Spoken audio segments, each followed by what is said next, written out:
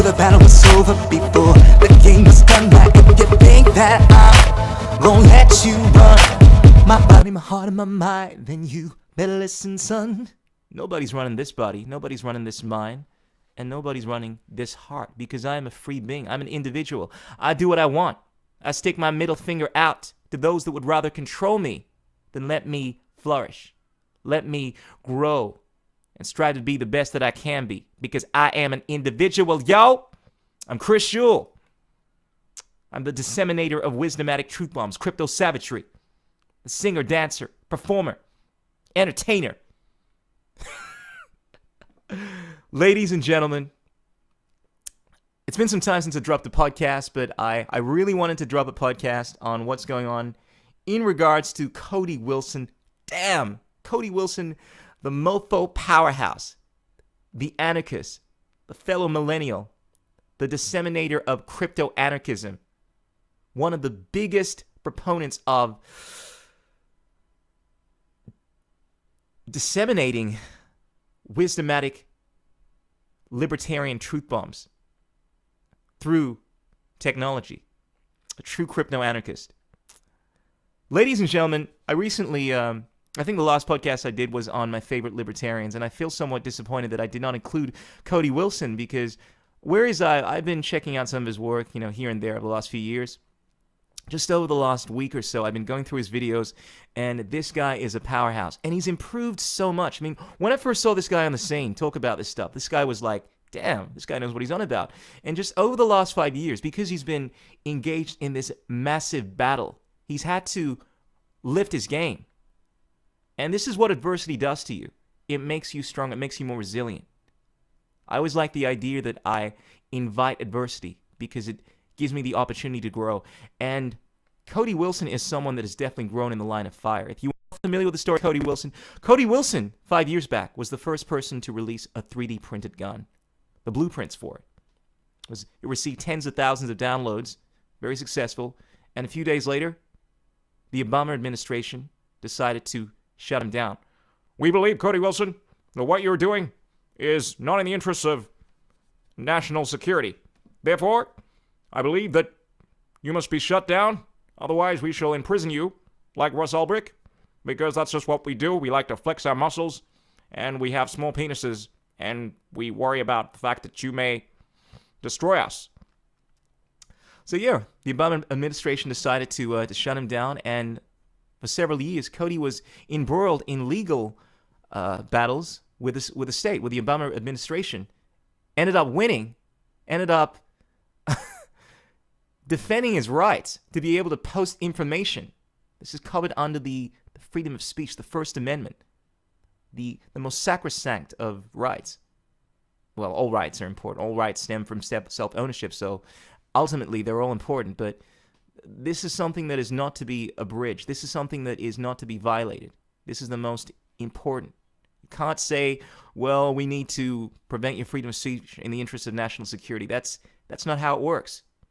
Anyway, Cody Wilson won this and was preceded by being sued by 20 states. And he's currently involved in legal battles with several states that are trying to undermine this ruling by the federal government that he does have a right to do this stuff. And granted, the legality of this is still a little kind of complicated, as many legal issues are. I mean, he's just currently going through a court case where the judge came down with a verdict that he's not able to distribute this information by the internet. However, he is able to sell this information or disseminate the information in various other ways by email and so forth. But the bottom line is Cody Wilson has been fighting this thing, has been winning, and he's got balls of steel.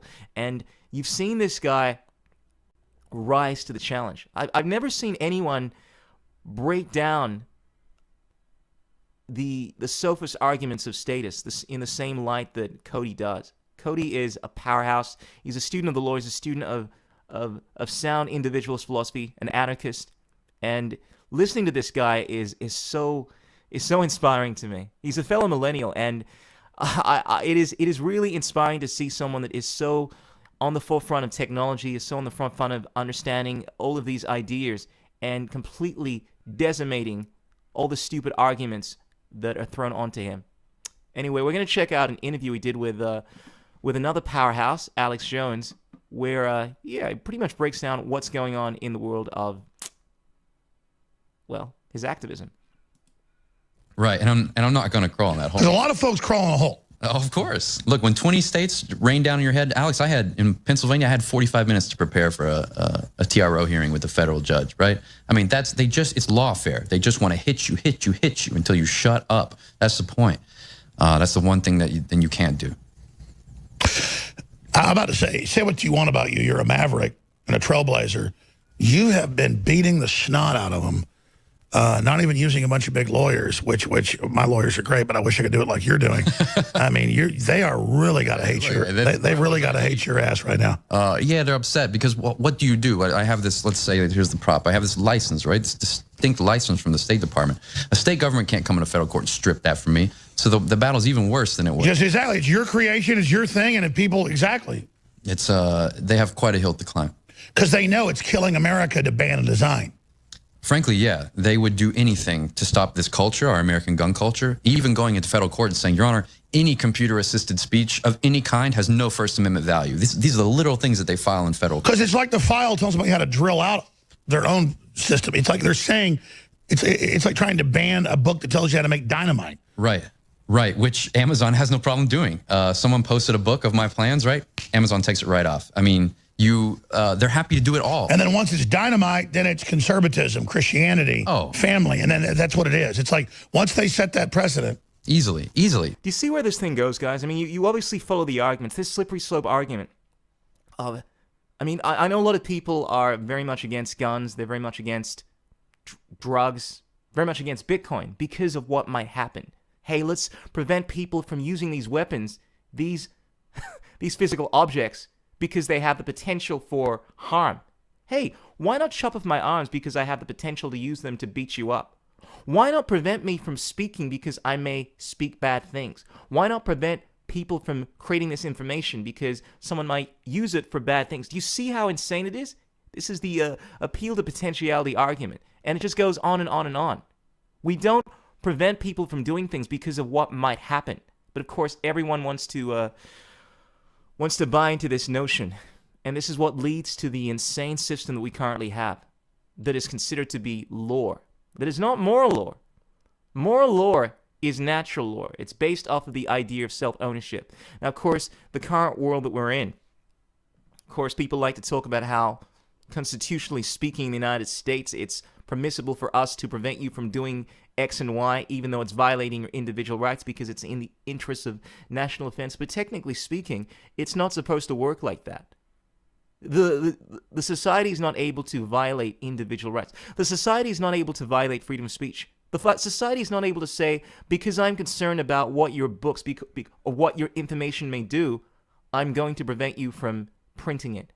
That's not how this thing is supposed to work. And as soon as you give into that idea, that ideology, you can essentially do anything you want. And this is what the United States government does. Well, you know what? I'm going to assassinate this person because he's dangerous. Cody Wilson is dangerous, therefore we need to take him out. Hey, I'm not going to allow you to design blueprints for X and Y. And look, I want to make this very clear, because I know I don't want people to get this twisted. A lot of people think that I'm very pro-guns, and of course I am. But it's not, when I say pro, it's not because I like the idea of these things. I don't know anything about guns. I've never used a gun before. Yeah, to me, they're a risk. It's dangerous because I'm not familiar with it. It's not about me liking these things. It's not about me advocating for drugs. I don't take these substances. Don't smoke. Don't drink. Don't even take caffeine. Never have. Never taken any of these substances for my own reasons. It's not about me liking these ideas. Everyone always thinks that because you support something, you must like it. The reason I am pro these things, pro guns, pro drugs, pro Bitcoin, is because I believe in people's right to be able to use these things. Now, granted, they may or may not be good ideas. Now, in regards to Bitcoin, I personally think it is a good idea because it's efficient. It has a lot of usability. It has many great cases for impacting our world in a positive way. But it's besides the point. People have the right to do these things. because it's not violating anyone else's rights.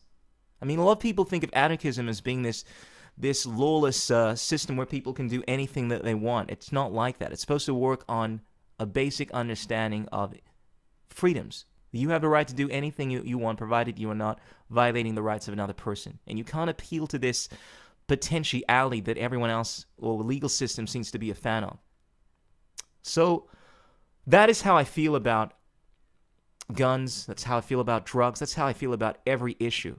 Anytime I make a case for someone, everyone looks at me as if I support these things or support these people. No, I'm just simply saying that you don't have a right to prevent them from doing what they're doing. And I understand that people feel insecure about this thing. Whoa, what if people are able to put information in regards to nuclear weapons? Or, I mean, I want to just break and without just a question that Cody was asked by an interviewer on a podcast he recently did that deals with this question. I mean, what if? I mean, where does it end? I mean, are we going to allow people to print information on anything?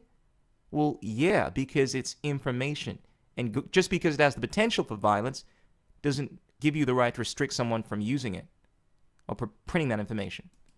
We've got laws in this country for safety, and I know you come from a classic anarchist position from that standpoint, but when we do see the school shootings and we see the mentally ill kids that are either using mom and dad's gun or finding it their own way, you're talking about it, you're approaching it from the standpoint of a First Amendment issue, that you're able to share this information. You're not printing the gun, you're not taking the gun and you're shooting people with it. Exactly. It's about providing information. Is that correct?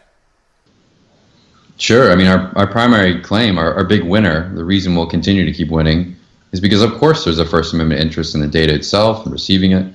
There's no set of laws or state laws or court orders that are even possible to prevent you from getting files like this. That's like saying you can't download Skype because you might say something racist, right? It's literally the same argument. Well, we're probably not that far from that these days.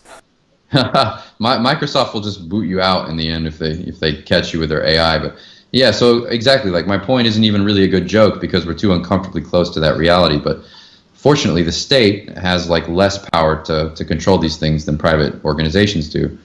And look, I'm not going to make apologies for the fact that you have the interest in this type of information. Sure, the technology might be scary, but it's at its nascency. Right. Okay, but we're talking about sharing information that could be used for malintent, and I'm sure you've heard all the arguments before. Here how he said could be used. Everything could be. Everything could be.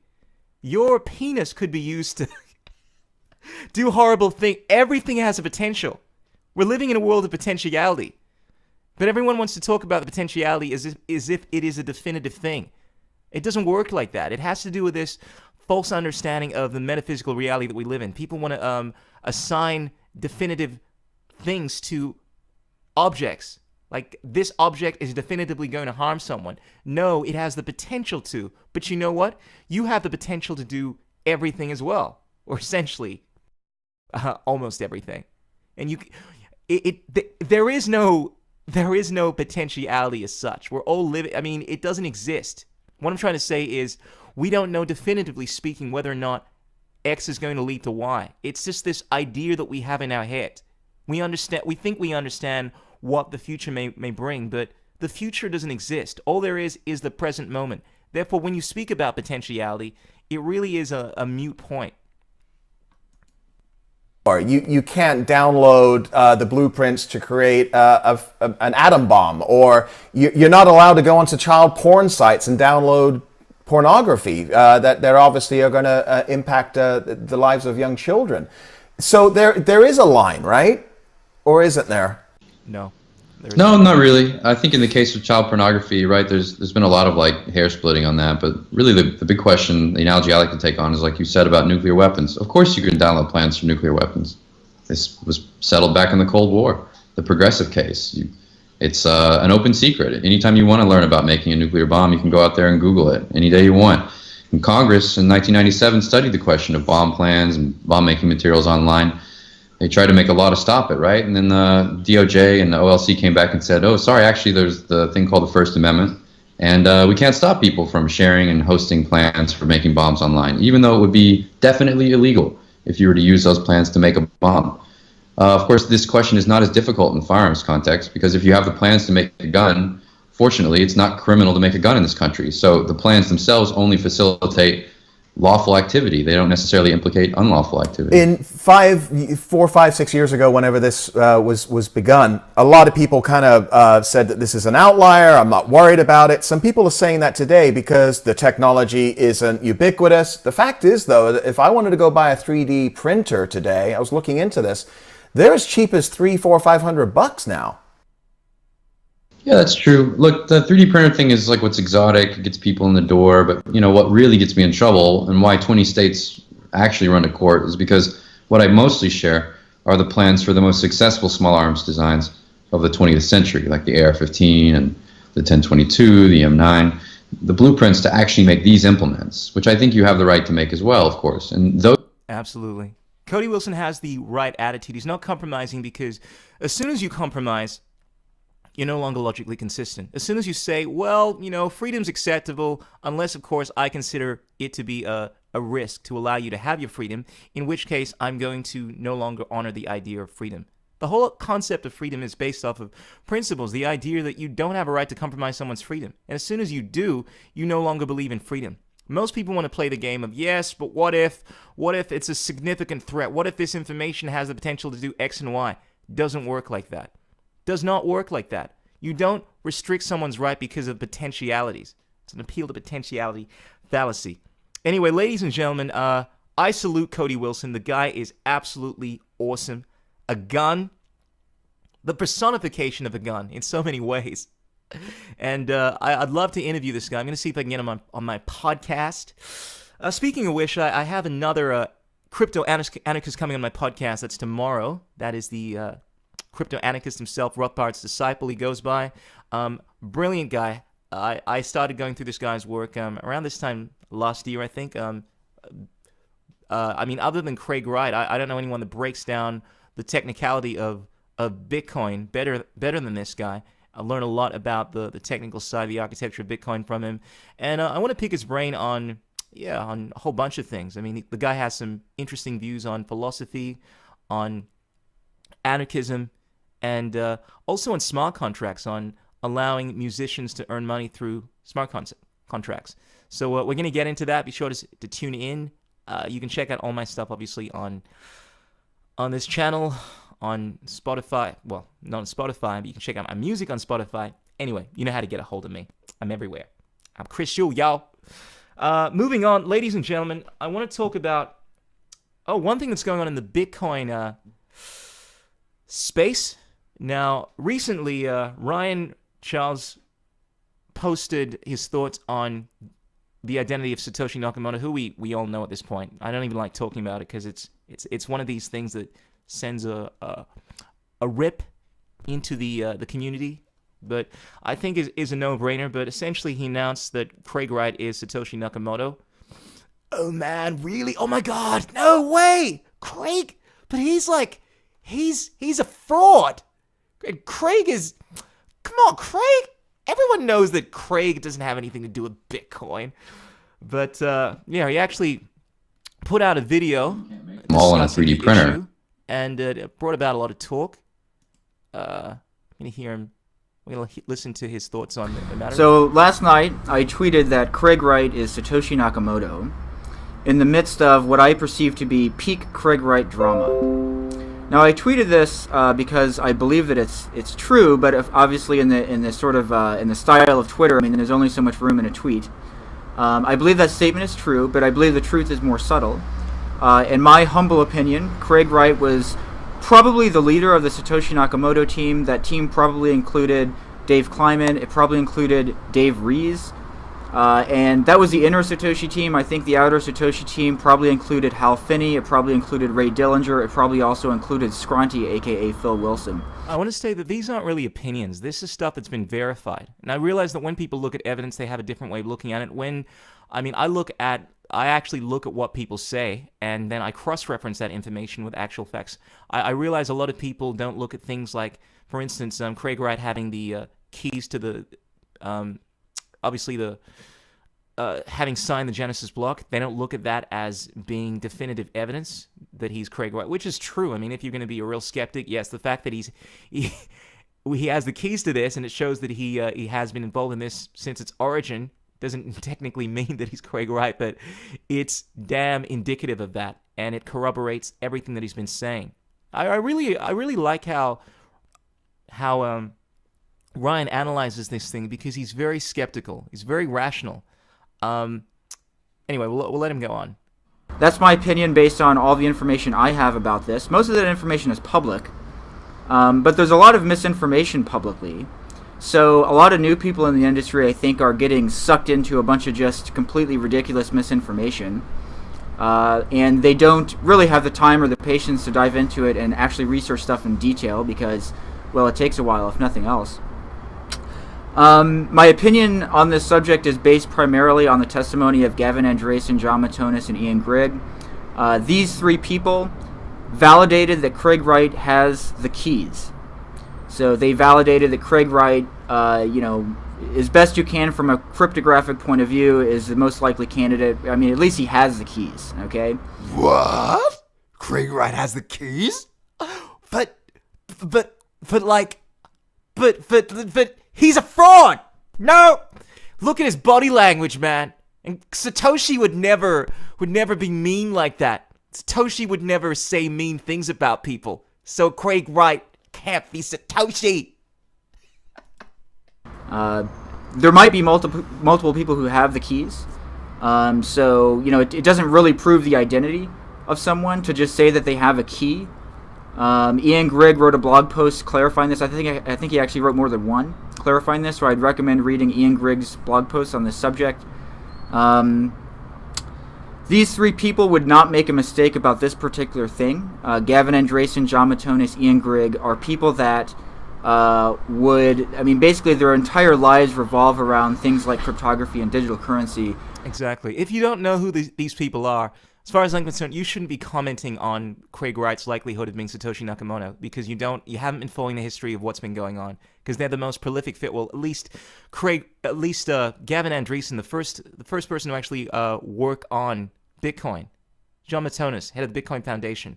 I mean, these are the key figures, and they're saying that they've actually seen Craig Wright verify the key. Now, I know a lot of people want to be skeptical and say, well, I don't know that. They could be lying. They could just be part of some conspiracy. But really, we're playing this game. We're going to say that that's not a credible form of evidence.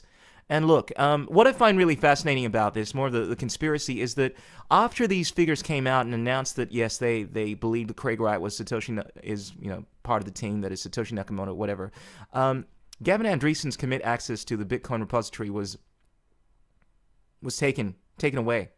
And he was the one that was given this access by Satoshi Nakamoto. I mean, definitively. I mean, we know this publicly. And he decided to be the team play that he is and give access to the core devs. And then they take away his access. So to me, it's just very clear that there's a lot of fuckery afoot. It sounds to me as if people are so invested. This is my personal opinion on why people don't want to believe this. People are so invested in this figure not being who he claimed to be or who he is. They want to come up with anything they can to take away from it. And with me, I don't actually care. Like, I am one of these people that is very, very strong about that I'll believe the truth even if it doesn't coincide with what I want to believe to be the truth. And I just feel as if people are so invested in not having something be true that they don't want to listen to the evidence here, because as far as I'm concerned, the amount of not only circumstantial evidence but actual hard evidence, not only hard evidence but like corroborating anecdotal evidence. It's not even anecdotal evidence. I mean, this is the word of like credible people here. I mean, the fact that people want to look at this and say no and come up with all these crazy ideas as to why it's not true and appeal to things like body language, and they just don't trust it, and like these horrible arguments that really just don't stand in the face of like really sound thinking is really disconcerting to me. And it's not that I actually care about the outcome. I don't. It's the fact that I realize that people are willing to believe what they want regardless of what is actually true. And it rises up in every issue that you think about. That's why I personally am very, very afraid about the legal system. Many other areas where people have to, normal people, well, all people really, have to make decisions on whether or not something is right or wrong, true or false, based off evidence. Because I feel like people don't want to look at evidence. People just want to believe what they want to believe. And this is the story of history. Whether we're talking about, facts in regards to flat earth and many other things in history where people have simply denied because it wasn't convenient. Not that long ago, believe it or not. I know a lot of people want to make the argument that maybe that was a few hundred years ago, but we're a lot wiser now. Just about 30 years ago or so, back in the 80s, people, the general status quo was that infants didn't actually feel pain. Therefore, there were a whole bunch of procedures that were performed on them, from what my understanding, without anesthetic, because technically speaking, they hadn't developed the physiology to actually feel pain, which we know is freaking stupid. And just intuitively, and just based on my basic understanding of, just my empirical understanding of humans and infants for that matter, it's pretty obvious that yes, even infants feel pain. But this was the narrative at the time. And I feel like, I know, one, it's a combination of people wanting to believe something because it's convenient, and two, because everyone else is saying it, rather than actually thinking for themselves and analyzing something for themselves. Hey, let's believe this ridiculous idea because enough people are saying it, because this is the narrative. And then, of course, the other side, which is, I really want this to be true, so you know what? I'm going to believe it, even though the evidence and the reality is something else. Anyway, I don't want to enter this whole Satoshi Nakamoto business again. I think it's been done enough times, and I think it's very obvious. I think we don't need to say it. Out of respect for Satoshi Nakamoto, I just think it's better just to leave it unsaid. Obviously, we don't want a king. We don't want a ruler making these decisions and all that kind of stuff. But I just find it disappointing how people are so unwilling to actually look at things for what they are. Also, I noticed. Now I don't read too much into this. I'm a huge fan of Ryan, and I can't find anything. I think he's really rational, really skeptical when it comes to this kind of stuff. I tend to just be like, hey man, it's clear. It's clear that he's that this person is who he says he is. But Ryan tends to be the skeptic that looks at all angles and says, yes, based on this evidence, likely, etc., etc. I really like his approach because he's more of a rationalist. I tend to, I don't care about diplomacy. I do. Of course, obviously I care what people think, but when it comes to the truth, when it comes to matters like this, I think it's so obvious that I don't need to play the possibility game, the likelihood game. I think it's pretty damn a fact in regards to who Satoshi Nakamoto, at least one of the key figures, was. But bottom line is, I'm saying I really like his attitude. I really find all of his tweets to be well thought out, well formed. Having said that, I've noticed he's blocked me. Notice that Ryan has blocked me. I don't think I've said anything that I certainly haven't had any real dealings with him. In fact, I just follow him. I think probably commented on maybe one or two things, and I've never said anything that's not really in support of him. But maybe he's just found some of my comments and not really agreed with them. And I do tend to say some pretty out there stuff. But yeah, that was disappointing. It's always disappointing when someone you really like the work of, it doesn't seem to like you that much. Or maybe I'm reading into it. Maybe he's just saying something didn't really resonate with, and I've probably tagged him in something and decided to block me. But if Ryan does end up checking this out, or you bring it to his attention, yeah, tell him to unblock me, because I really like his stuff. I really like following his tweets, and I definitely can't think of anything that I posted in order to have him block me.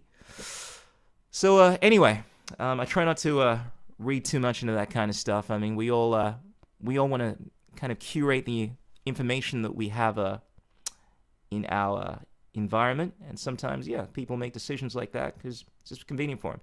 Anyway, just a couple of other things I wanted to bring about. I think I would be very disappointed with myself if I didn't speak about the potential fork in November. Now, obviously, the main issue that everyone's been speaking about in the Bitcoin world, when I'm speaking about Bitcoin, I'm talking about BCH, talking about Bitcoin. Bitcoin, the guys, Satoshi Nakamoto.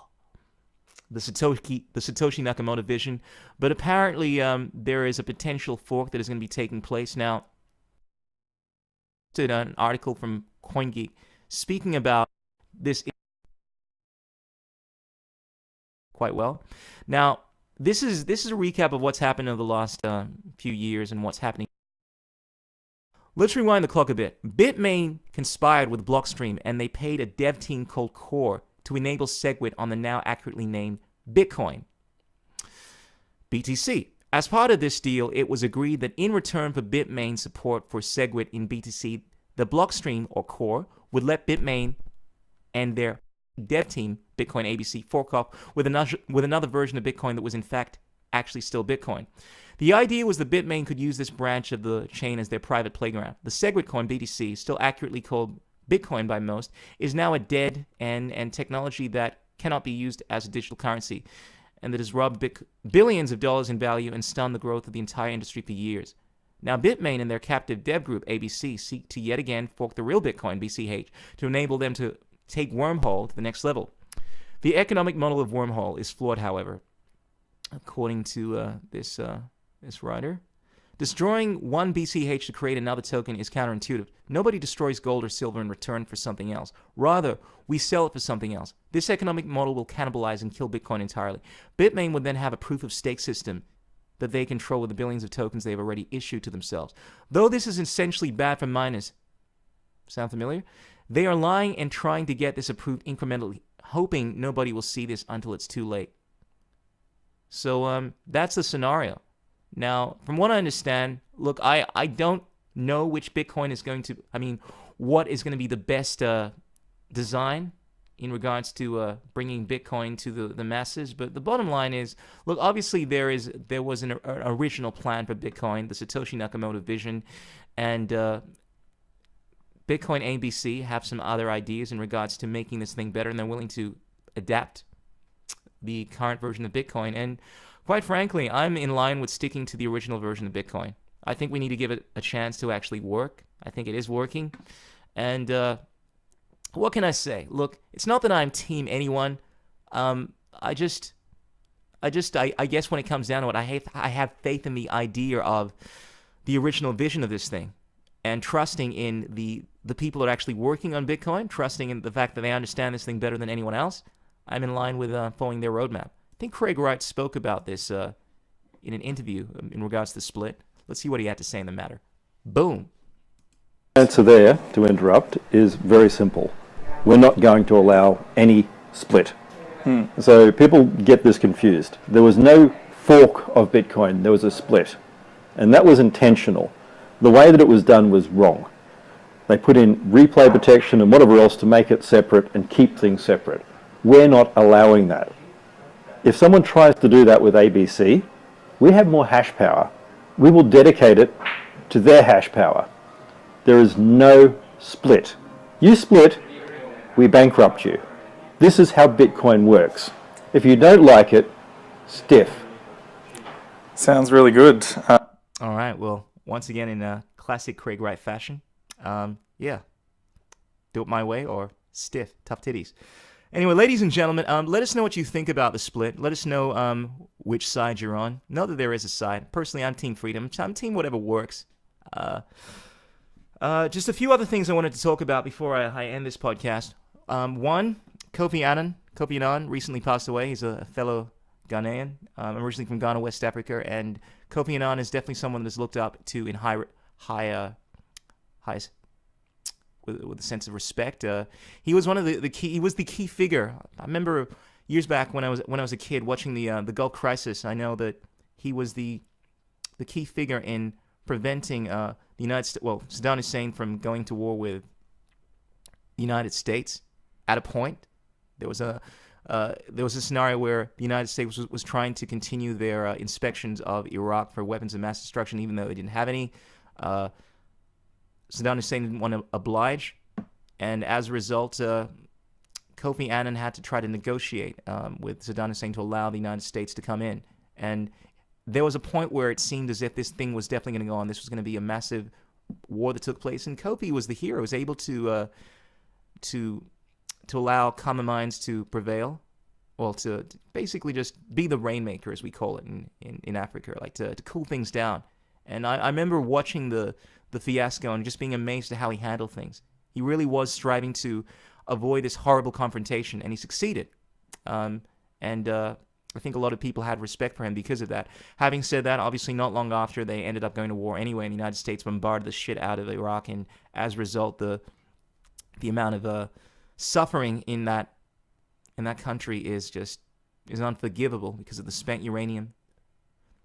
Anyway, that's how I think of Kofi Annan, the fact that he was able to avert that disaster, at least to keep it back for some time. Having said that, he's been responsible for some many awesome things, and I salute him. I think Kofi was a great man, and I think he's left a beautiful legacy. All right. So, ladies and gentlemen, I'm going to leave it there.